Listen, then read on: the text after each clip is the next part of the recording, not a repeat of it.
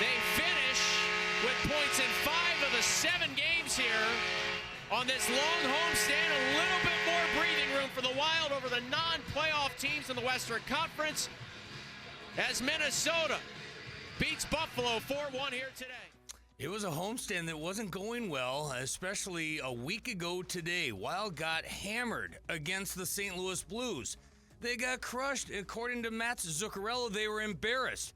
Well, whatever they did after that game, they waved their magic wand, and looky here, a 3-game win streak to close out the homestand, including today. They take down the Buffalo Sabres. 4-1 is the final score. Upstairs in the Al Shaver press box, Tom Reid saw this team resurrect their homestand. I don't know that they exactly saved the season, but in some respects, maybe you can say they did. The way they turned things around on a dime. After that loss to the Blues, Tom, it hasn't been easy, but they've been able to cobble together a nice 3-game win streak. Yeah, you're right, Kevin. There are no easy games in the National Hockey League. You never know what you're going to get game in and game out from different teams. But Minnesota was very good today. But they did, as I said to Joe, it would have been a 500 homestand, which is okay, I guess, but not great. But to get that win here tonight, put them over the top of that one, that's for sure. But it was a good effort all the way through. And once again, Gus was terrific. The guys in front of him were terrific, and Minnesota walks away with a lot of smiles on the faces right now. Yeah, 4-2-1 on the 7-game stretch, going and taking 9 out of a possible 14 points.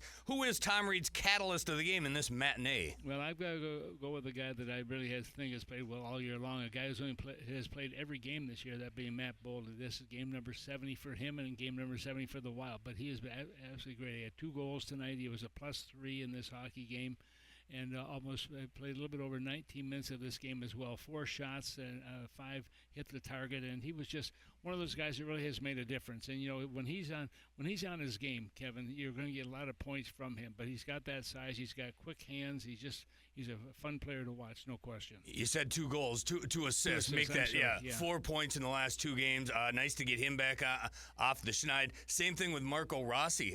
He scored that first goal of the hockey game, and you could tell, much like Boldy the other night, it felt like the weight of the world came off his shoulders. And that first goal is so important in the game. If you can get it, when you're playing somebody, to get that first goal, it kind of lifts everybody in the bench. Also, you feel pretty good about yourself, and I think Minnesota did that. But I was really happy. Just Boldy. I mean, he's battled all year long, and I know we're critical of him at times. He went through a stretch that was not very good for him, but he always finds a way to come back to make it good for himself and serve for the hockey club. He did that tonight with those 2 assists. All right, we knew how important this one was going to be. Finishes off the 7-game homestand, gives themselves, again, a little bit of breathing room as they try to gain separation in their quest for an X by their name in the standings.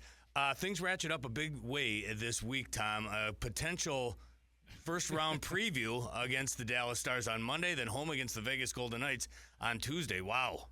Well, this is going to be a tough stretch for them. You know what? This will kind of tell the players what they think of themselves, too. But, they'll come in. They'll be hard at it. There's no doubt in my mind they're going to have a solid game. You look at Dallas right now.